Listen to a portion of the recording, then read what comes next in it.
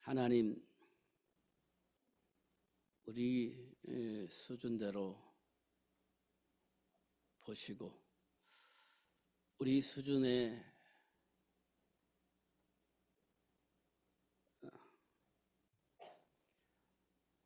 드러나는 여러 가지 일들을 보시고 하나님이 원하시는 그 일을 할 수 있는, 그 복을 누릴 수 있는 참 은혜를 주셔서 우리 수준을 넘어서서 하나님이 준비한 복을 누리면서 세상을 놀랍게 할 수 있는 그런 삶이 될 수 있도록 역사하여 주시옵소서. 아담과 하와를 창조하시고 난 이후에 일어났던 일들을 보면 인간의 수준이 어떤 수준인지 보게 하시고, 하나님께서 출애굽을 위해서 준비했던 모세가 애굽을 향해서 가라고 했을 때 나타난 반응을 볼 때 모세의 수준이 어떤 수준이었는지 우리에게 보게 하시고, 역시 똑같은 수준의 우리를 불러서 세계를 복음할 수 있도록 인도하시고 역사하신 하나님, 결국 하나님이 원하시는 그 일을 할 수 있을 만큼 우리 생각과 삶이 바뀌게 하여 주시고 하나님이 주신 복을 누릴 수 있도록 이 시간 성령으로 역사하여 주옵소서. 하나님 아버지, 우리 수준대로 내버려 주신다면 우리는 아무것도 할 수 없음을 고백합니다. 우리 수준대로 내버려 두지 마시고 하나님이 원하신 그 일을 할 수 있는 수준으로 바꾸어 주옵소서. 아브라함을 복의 근원으로 바꿀 수 있도록 역사하셨던 것처럼 우리를 그렇게 축복하여 주옵소서. 예수님을 저주하며 모른다고 했던 베드로의 수준을 바꿔주셔서 어린 양을 먹일 수 있는 수준으로 바꿔주셨던 것처럼 우리에게도 동일하게 그렇게 축복하여 주시옵소서. 그래서 진짜 하나님 원하시는 그 일을 하는 삶이 되어지게 하시고 가문이 되어지게 하시고 교회가 되어질 수 있도록 축복해 주옵소서. 이 세상에 많은 사람들이 아직도 정체성을 몰라서 욕심껏 살고 있는 삶을 살고 있습니다. 하나님, 성공만 하면 전부인 것처럼 착각을 하고 그렇게 살고 있습니다. 그러다가 하나님의 말씀을 거부하고 하나님과 전혀 상관이 없는 삶을 추구하고 있는 모습도 드러납니다. 오히려 수많은 법을 만들어서 하나님을 대적하게 만드는 그런 삶의 문화도 만들어 가고 있는 모습도 보여집니다. 하나님, 이 시간에 성령으로 충만하게 해주셔서 볼 것을 보게 하시고 그리고 하나님이 약속하신 복을 누릴 수 있는 복을 허락하여 주셔서 어떤 상황 속에서도 정체성을 놓치지 않고 누릴 수 있도록 축복해 주옵소서. 세계가 복음화 되어지는 그날까지 지속하여서 누릴 수 있도록 축복해 주옵소서. 예수님 이름으로 기도하옵나이다. 아멘.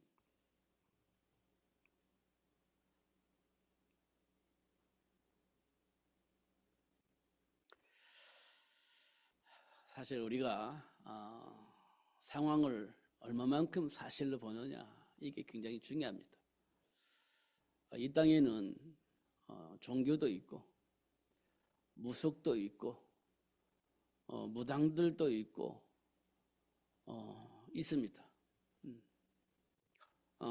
이 모든 것들은 영적 배경을 바탕으로 하고 있습니다. 무당들의 영적 배경은 귀신 들린 겁니다. 귀신이 그 영혼을 지배한 겁니다. 그게 무당들의 배경입니다. 또 절에 가면 수많은 우상을 만들어 놓고 절을 합니다. 그 배경은 뭐냐라고 물어보면 그건 사단의 역사입니다. 그게 사단의 배경입니다. 이런 것도 우리가 진짜 봐야 됩니다. 그게 영적 배경입니다.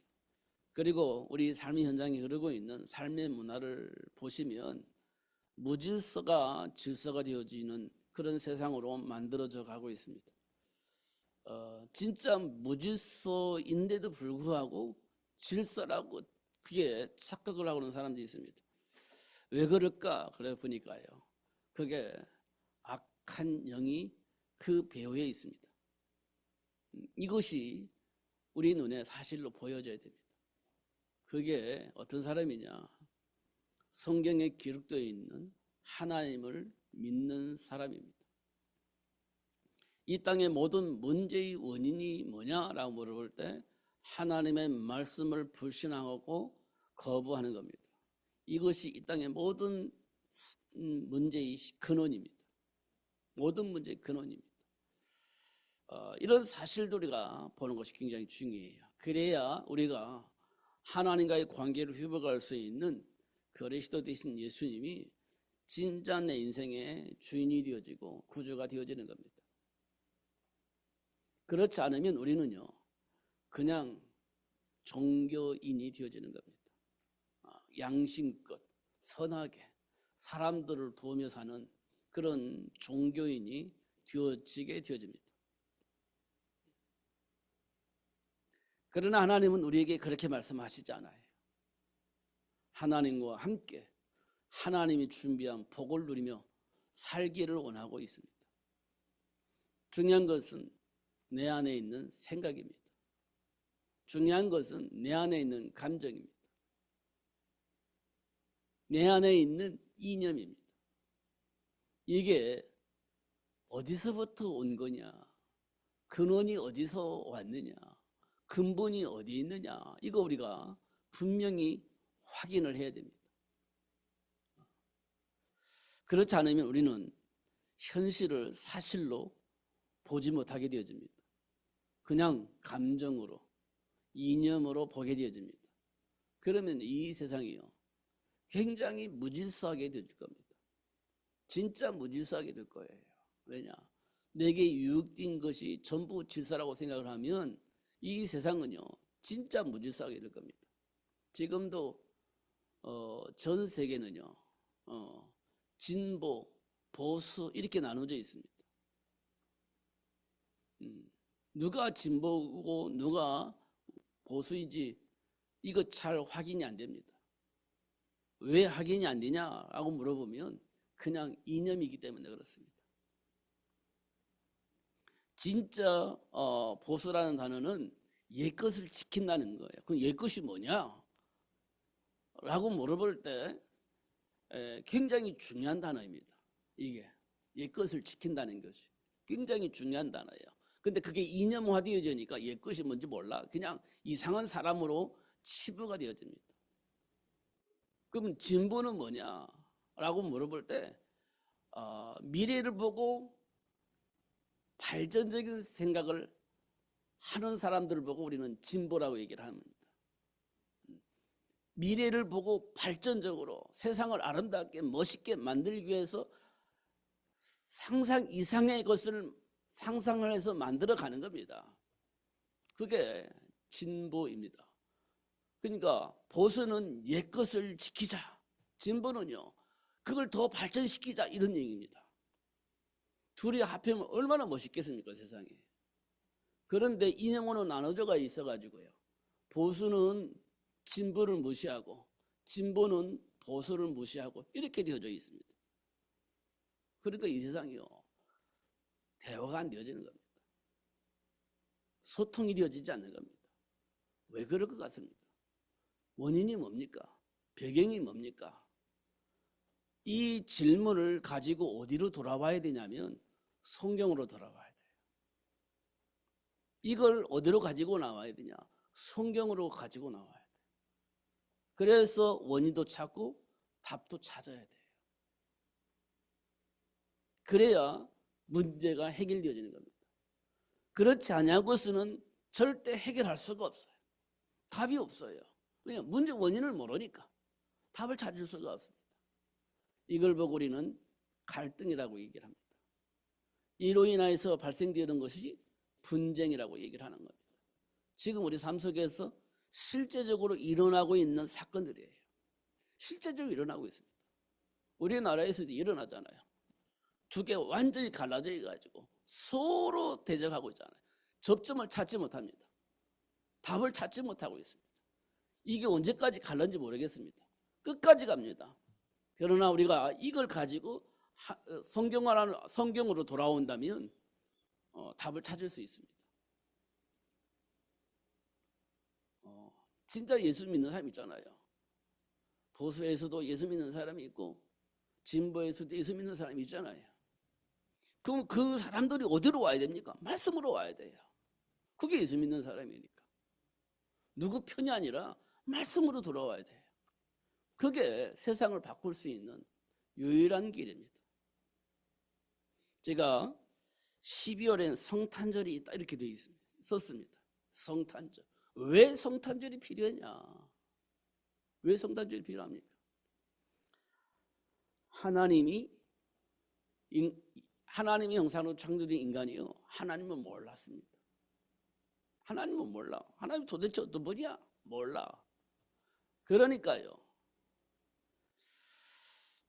하나님의 말씀을 왜곡하는 사단에게 속아서 하나님을 불신하고 하나님을 떠난 것이 문제의 근원인데요.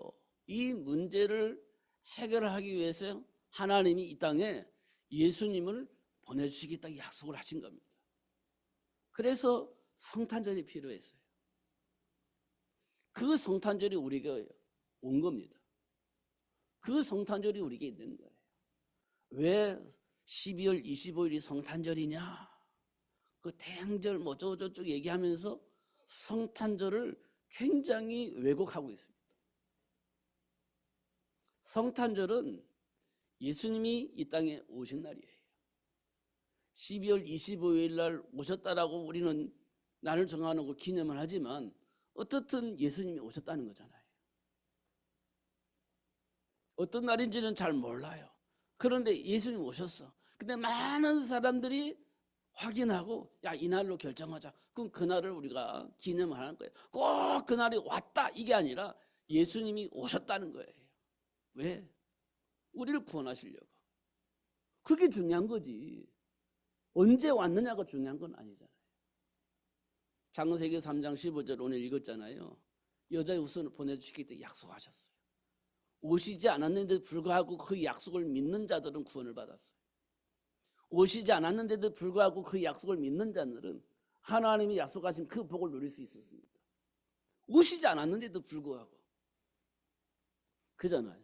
근데 그 예수님이 오신 거예요. 언제 오셨냐? 중요한 건 날이 언제 오셨냐가 중요한 게 아니에요. 오셨다는 거예요. 그 예수님을 받아들이는 사람은 구원을 받습니다. 마음으로 믿고 입으로 신하여서 구원을 받습니다. 마음으로 믿습니다. 뭘요?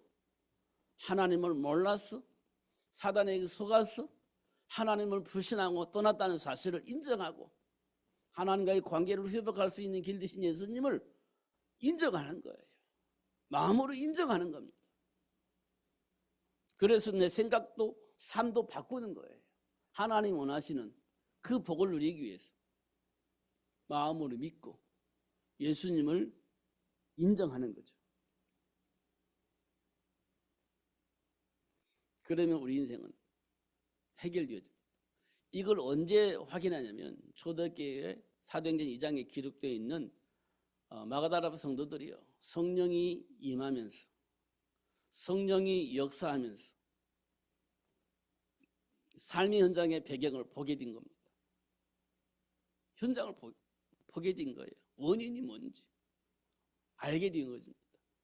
그리고 그것 때문에 예수님이 이 땅에 오셨구나라는 사실을 확인했고 그 사실을 알리는 데에 생명 걸어버렸습니다. 사도행전 2장의 역사입니다. 그러니까요. 하나님께서 만남을 통해서 날마다 제자의 수를 더하셨다. 이렇게 성경에 기록되어 있죠. 그들이 하는 일이 뭐냐? 그들이 하는 일이 교회에 있든지 집에 있든지 사도의 가르침을 받아서 서로 교제하면서 기도하면서 인도받았다. 이렇게 성경에 기록되어 있습니다. 왜냐? 그게 사실이니까. 그게 사실이니까. 그냥 교회 다니는 게 아니고 실제 우리 인생의 모습이 보여졌으니까. 문제의 원인도 답도 알게 되어졌으니까.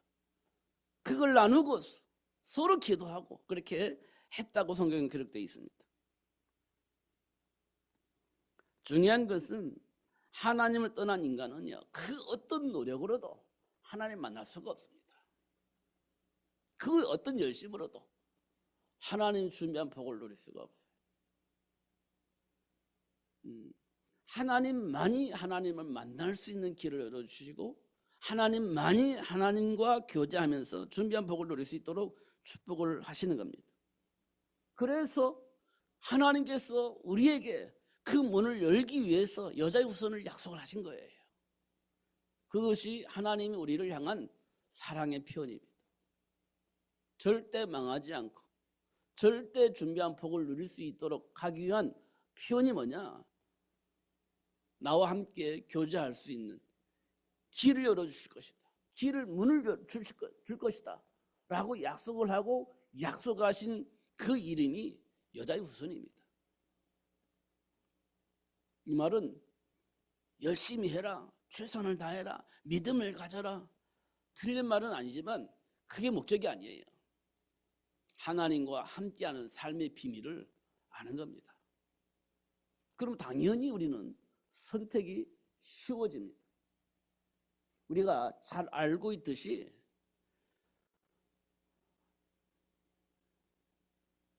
선택이 참 어려운 상황이 처해져 있는 사람들이 많아요. 성경에 보면. 야, 과연 할 수 있을까? 진짜 어려운 선택을 해야만 하는 상황이 참 많이 있습니다. 그런데요, 그들이 하나님의 편에서 선택을 합니다. 이때 하나님께서 그들과 함께함으로 하나님이 어떤 분이신지 드러내서 알게 하시는 일을 하시는 것을 볼 수가 있어요. 첫 번째 사건이 하나님께서 아브라함에게 이삭을 번제물을 드리라는 거예요. 여러분, 번제물이 뭔지 아시죠? 진짜 번제물은요, 상상할 수 없는 거예요. 왜냐면요, 그게요, 잡는 거예요, 잡는 거. 그냥 잡는 게 아니고요, 각을 띄는 겁니다. 각을 막 조각조각 내는 거예요. 그냥 잡는 게 아니에요. 각을 띄우는 거예요. 각을 이렇게 조각꼭 잘라서 어떻게 불에 태워서 하나님께 드리는 거예요. 한번 상상해 보세요. 그게 가능하겠습니까? 아기를 낳을 수 없다고 포기한 상태에서 하나님 은혜로 낳은 아들을 죽여서 각을 띄워서 불에 태워서 하나님께 드리라는데 그게 여러분 가능하겠어요? 지금 우리 감정으로 보면 거의 불가능한 겁니다.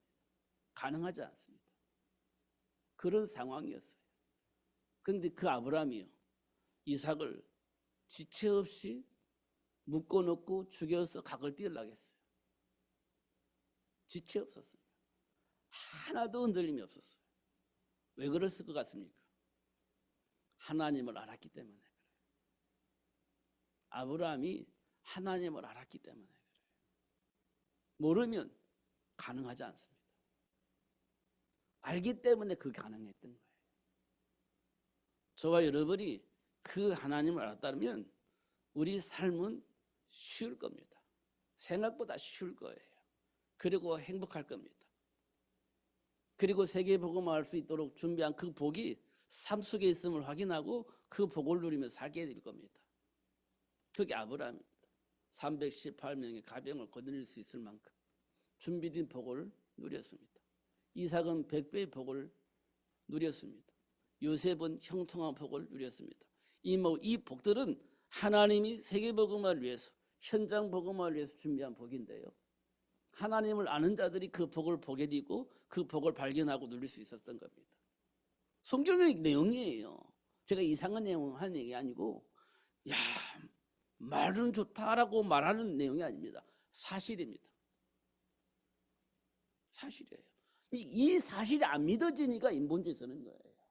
이 사실이 안 보여지니까 신비주의에 빠지는 거예요.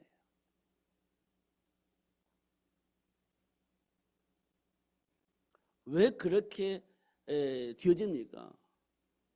유혹하는 자, 왜곡하는 자, 공격하는 자가 지금 우리가 살고 있는 현장에 있기 때문에 그런 유혹을 받아요. 그러니까 하나님을 모르면 언제든지 유혹을 받고 잘못된 선택할 수밖에 없는 상황이 우리 삶 속에서 일어나게 되는 거예요. 아브라함이 기경을 만났을 때 그랬듯이. 베드로가 예수님이 십자가에 박혀 죽는 그 현장에 있었을 때 예수님을 저주하면 모른다고 했던 그런 일들이 우리 삶 속에 일어나는 거예요. 왜냐? 모르니까. 그런 우리를 불러서 자녀 삼아 주시고 하나님을 모르는 우리에게 하나님을 드러내 알게 하시고 그 하나님을 믿게 하시고 그 하나님의 배경을 누릴 수 있는 사람으로 하나님이 만들어 가신다는 겁니다. 그러니까 하나님과의 관계가 회복되지 않으면 우리는 뭘 봅니까?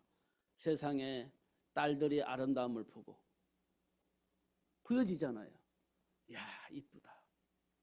야, 좋다. 세상의 기준을 가지고 보면 야, 이쁘다. 좋다. 이런 거 보이잖아요. 선택할 수밖에 없죠. 세상의 딸들의 아름다움을 보고 선택을 하는 겁니다. 그리고 자신이 원하는 자들을 아내로 삼고 성공하여 자녀를 유명한 자로 향해 갈 수 있습니다. 우리가 하고자 하는 건 이것밖에 없어요. 이것밖에 없습니다. 뭐가 있습니까? 또 있는 게 뭐 있습니까?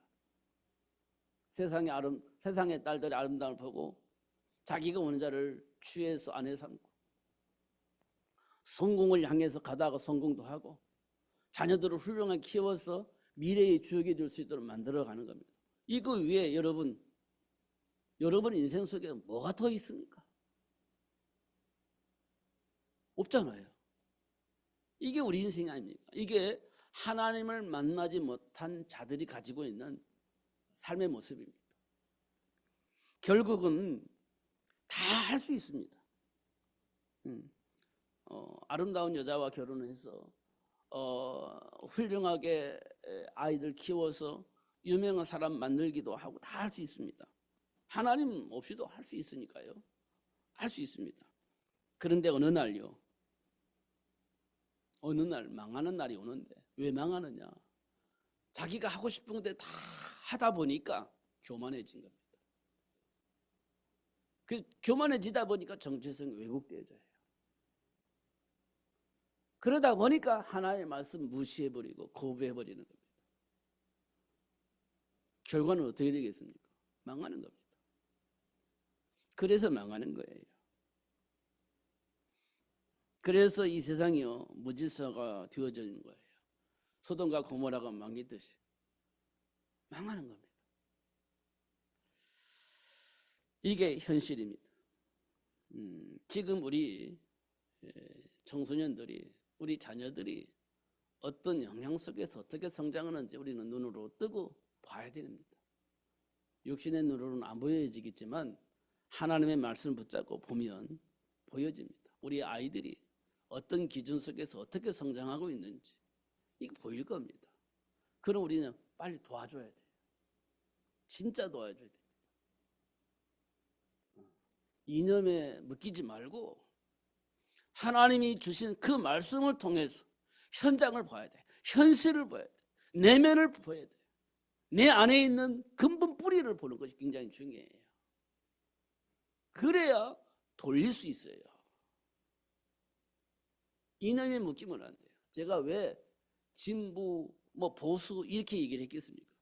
보수가 나쁘다는 말도 아니고 진보가 나쁘다는 말도 아니에요.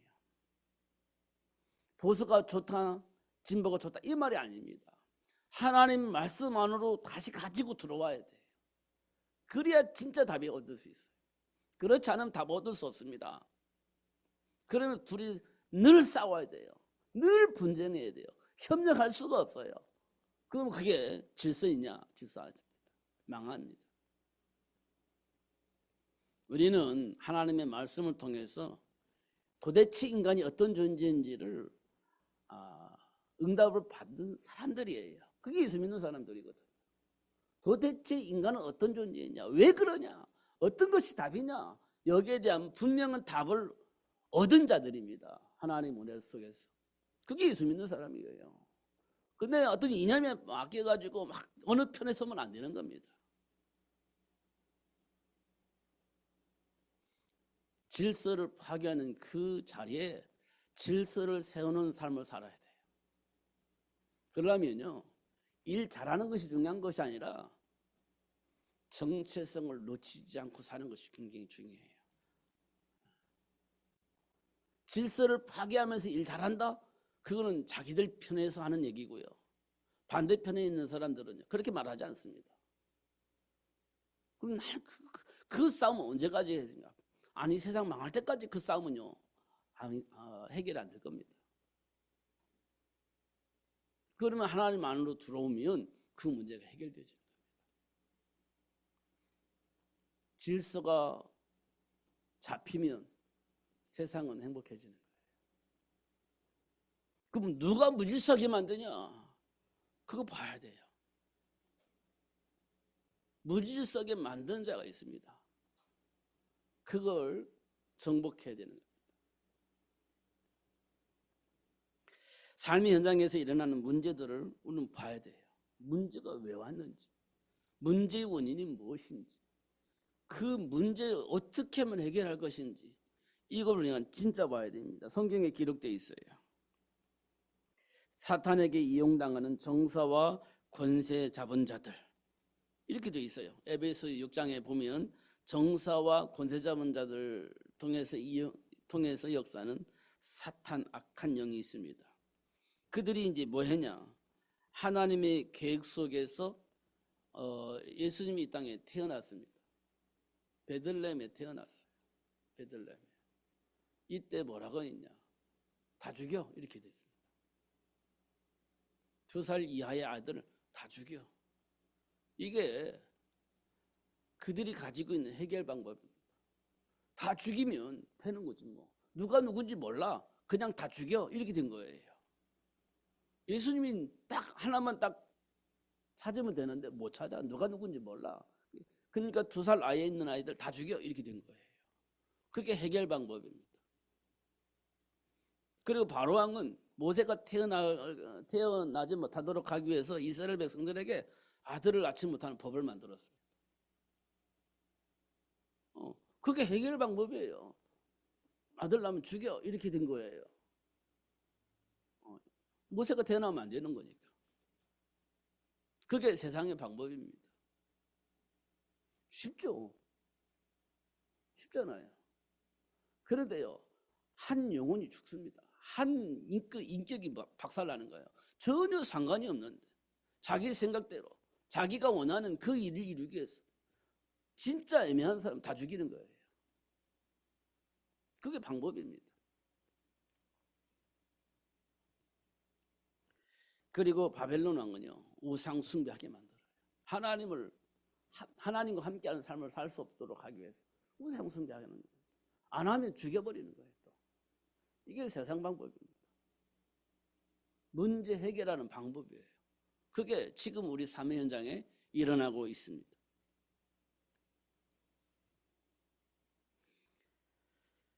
그리고 삶의 현장에 있는 사람들은요, 자기가 소통이 안 된다고 해가지고 형들이 요셉을 노예로 팔아먹기도 해요. 소통이 안 된다는 이유만으로 자존심 상한다, 스트레스 받는다. 그 감정으로 인하여서 요셉을 노예로 팔아버려요. 이게 현장에서 일어난 일들입니다. 보디발 아래는 요셉이 너무 멋있었나 봐요. 유혹하다가 안 넘어가니까 누명을 씌우고 감옥에 가둬버립니다.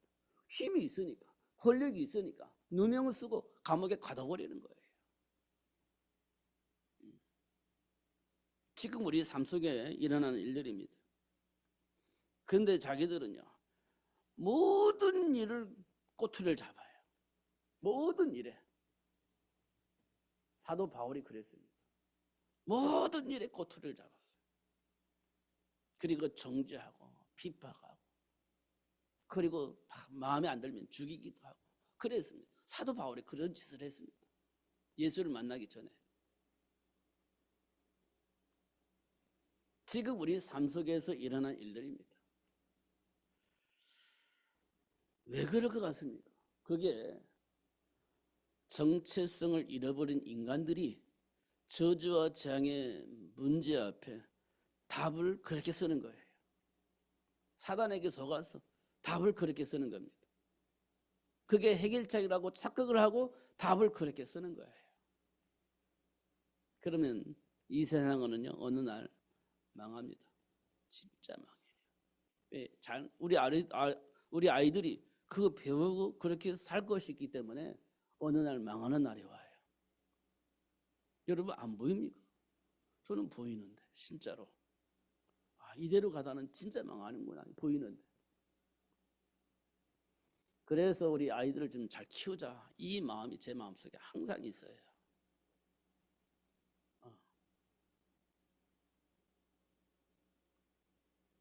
하나님이 인간에게 여자의 후손을 약속하신 이유는요. 노예로 팔리고 누명을 쓴 요셉의 환경에 하나님이 준비한 복을 보고 그 복을 누릴 수 있도록 하기 위한 것입니다. 노예로 팔려난 그 현장에 하나님이 준비한 복이 있습니다. 누명을 썼지만 감옥에 가서 보니까 그 현장에도 하나님이 준비한 복이 있어요. 그 복을 보고 누린 삶을 살았습니다. 그게 요셉의 삶의 배경입니다. 환경이 중요하지 않죠. 내가 무슨 생각을 하고 있느냐, 내가 어떤 답을 가지고 있느냐, 내가 어떤 배경 속에 있느냐, 이게 중요한 것이지. 그걸 모르면 환경 탓을 할 수밖에 없어요. 그걸 모르면 조상 탓을 할 수밖에 없어요. 내가 이렇게 될 수밖에 없었던 것은 환경이고 조상이 그렇게 나를 만들었기 때문에 탓을 할 수밖에 없죠. 그거밖에 우리가 할 수 있는 게 없어요. 그러나 하나님이 준비한 복을 본 사람은 환경이 중요하지 않아요. 그 현장에 하나님 준비한 그 복을 보게 되고 하나님의 배경을 통해서 준비한 복을 누릴 수 있다는 사실이 확인되어지면 그게 전부 다가 되는 거예요. 생각이 중요하다는 거지. 골리앗 앞에 선 목동 다윗을 보세요. 환경은 최악입니다. 감당할 수가 없어요. 그런데 다윗은 볼 것을 본 거예요. 하나님의 배경 속에서 골리앗을 보게 된 겁니다. 문제가 될 게 없었던 거예요. 그게 다윗이 골리앗을 이길 수 있었던 배경입니다. 볼 것을 본 거예요. 로마 복음화를 준비한 바울의 배경은요. 그리스도의 배경이에요. 이 세상 신이라고 말하는 이 세상 임금이라고 말하는 마귀의 모든 일을 멸하고 해방하신 그리스도를 사도 바울이 만났습니다. 그 그리스도의 눈으로 로마를 보게 된 거예요. 그 현장을 살릴 수 있는 사람을 만든 겁니다.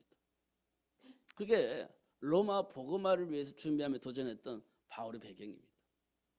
우리 배경은요. 도대체 여러분의 삶의 배경은 누구입니까? 여러분의 삶의 배경에 무엇이 자리 잡고 있습니까? 이 부분을 우리가 볼 수 있어야 돼요. 그래서 하나님께 기도해야 돼요. 눈을 열어서 보게 해달라고. 그러면 됩니다. 여러분 진짜 그렇게 기도하셔서 응답을 받으시는 여러분 되시기를 예수님의 이름으로 축복합니다. 그러면 지금 우리가 만난 문제는요. 그 문제를 통해서 내가 누구인지를 알 수 있습니다. 내가 누구냐? 문제를 만나지 않았더라면 내가 누구인지 몰라요. 근데 문제를 만났기 때문에 내 인생의 배경이 무엇인지 나는 누구인지를 알 수 있습니다. 그리고 나를 위해서 준비한 그 복을 누릴 수 있게 되어집니다. 그게 문제가 축복이 시작이 되는 거예요. 이스라엘 백성들이 애굽에서 400년 동안 노예로 살잖아요. 400년 동안 왜 살았을 것 같습니까? 불신앙하고 어쩌고 많이 있지만요. 결과적으로 보면 400년 동안 노예 살면서 하나님께서 그들에게 준비한 건 뭐냐면 준비된 부모를 통해서 하나님과 함께하는 삶의 비밀을 알 수 있는 제자를 준비하게 하신 겁니다. 400년 동안 고통 속에 살면서 하나님이 부모를 준비하고 준비된 부모를 통해서 출애굽과 가나안을 정복할 수 있는 모세를 준비할 수 있도록 하셨어요. 그게 하나님의 시간표예요. 잘 확인해 보십시오. 지금 우리가 하나님을 몰라서 당하는 고통들이 지금 우리 삶 속에 열매로 나타나는 겁니다. 방황하고 갈등하고 스트레스 받고 서로 원망하고 그런 삶을 사는 이유가 지금 내가 하나님의 배경 속에 있다는 사실을 놓쳐서 그래요.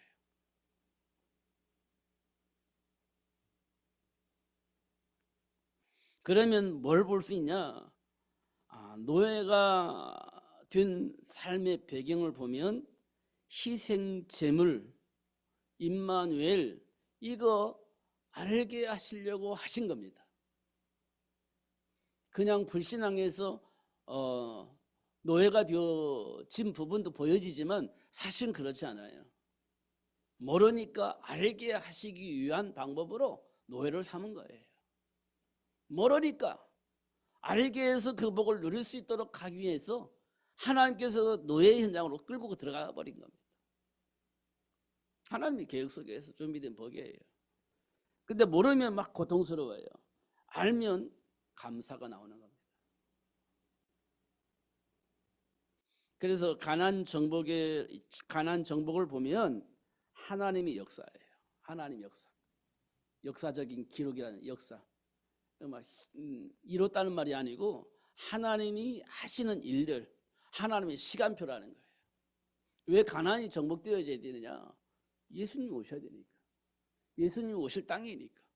그런데 이스라엘 백성은 그걸 버리고 애굽으로 갔잖아요. 그래서 뭘 주면냐? 가나안 땅이 왜 중요한지, 그 가나안 땅을 왜 차지해야 되는지, 그게 희생제물 어린 양의 피 비밀을 통해서 이게 소통이 돼버린 거예요. 그래서 가나안 땅을 정복해서 뭘 준비합니까? 예수님이 오실 수 있는 땅을 준비를 한 거죠. 그 일을 위해서 하나님께서요 가나안 땅을 정복할 수 있도록 하신 거예요. 그 일 때문에 무슨 일까지 하신 줄 아세요? 해도 달도 멈추게 만들었어요. 그 일을 이루기 위해서.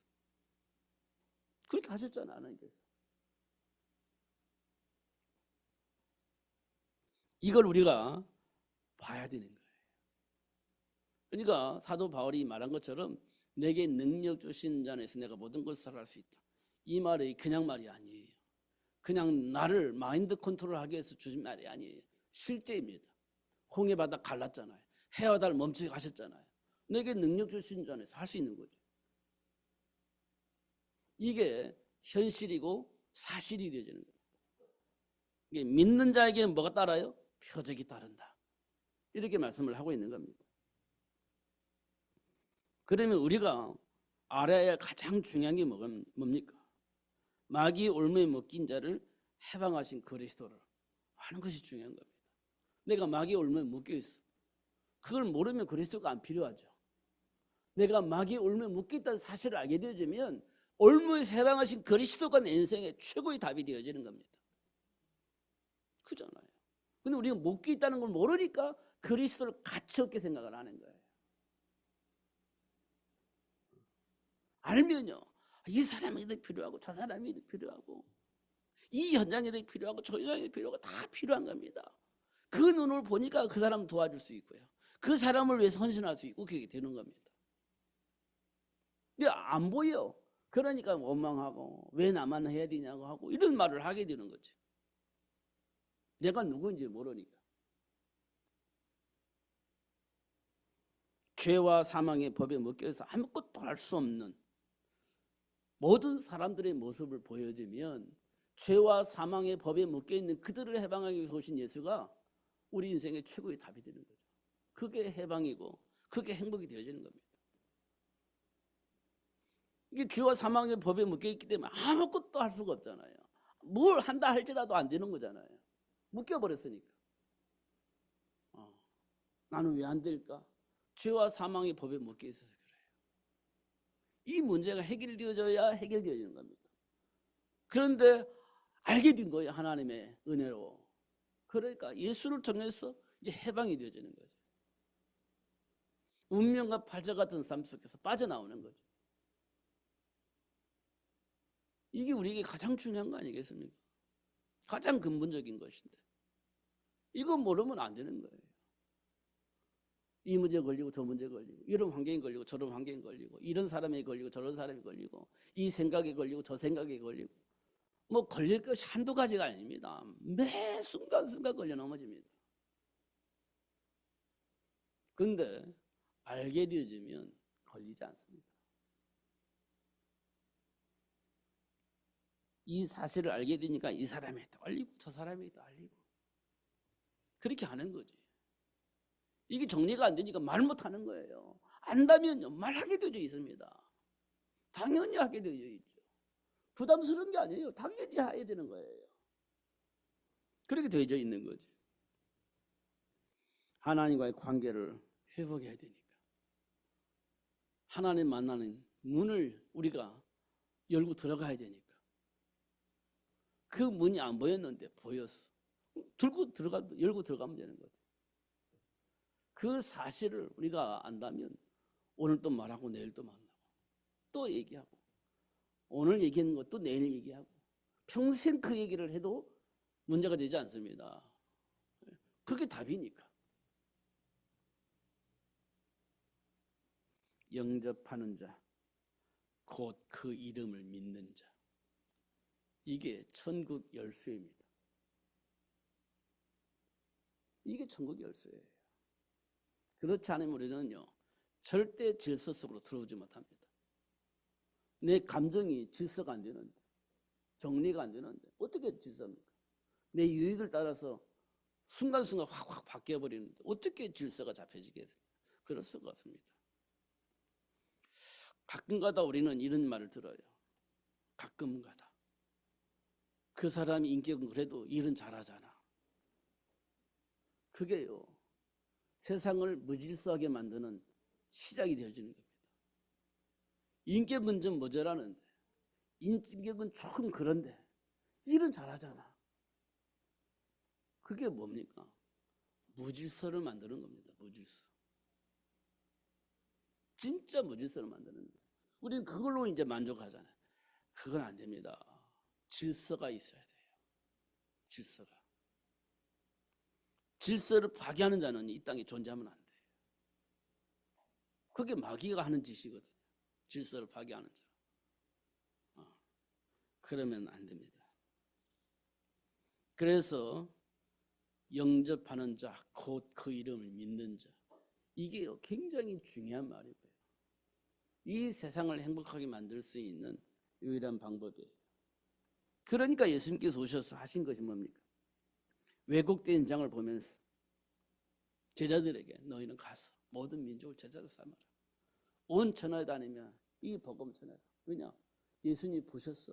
왜곡된 현장, 왜곡된 가르침, 무질서한 현장, 질서가 뭔지도 모르는 현장.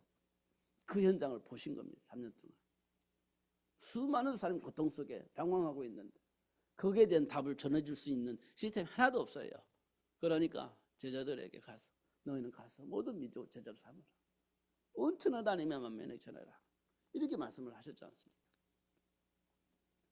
그리고 나서 사도행전 2장에 보니까 눈을 열어서 보게 하신 거고 13장에 보니까 안디옥교회 성도들이 보게 된 거죠. 그래서 나가서 전도하고 선교사 파송해서 모든 현장에 전도 시스템을 만들어서 세계복음을 할 수 있도록 그렇게 하시는 일들을 우리가 보는 거예요. 이 시간표 속에 지금 우리가 볼 수 있는 게 뭐냐? 세계복음화입니다. 세계복음. 그 현장 속에 지금 우리가 와 있는 거예요. 우리는 뭘 봐야 돼요? 하나님이 왜 여자의 후손을 약속하셨는지 그 이유를 알고 지금 나의 현장을 보는 거예요. 내 안에 있는 감정을 보는 거예요. 그러면 답이 나올 겁니다. 근데요, 그 답을요, 항상 쓸 수밖에 없게 만들고요, 누구도 방해할 수가 없게 만들 겁니다. 하나님 그렇게 하실 거예요. 진짜 속지 마시기 바랍니다. 여자의 후손을 약속하신 이유는 하나님 우리를 사랑하기 때문에 그래요. 하나님이 원하는 그 일을 할 수 있도록 하나님을 준비하셨기 때문에 그 복을 누릴 수 있도록 하기 위해서 여자의 후손을 약속하신 겁니다. 환경에 속지 마시고 감정에 속지 마시고 과거에 속지 마시고 하나님 지금 우리에게 주신 그 복을 누리면서 승리하시는 여러분 되시기를 예수님의 이름으로 축복합니다. 기도하겠습니다. 하나님 아버지 감사합니다. 오늘도 최고의 복을 주시고 알게 해주셔서 감사합니다. 결코 속지 않고 누릴 수 있도록 성령으로 충만하게 하여 주옵소서. 예수님 이름으로 기도하옵나이다. 아멘.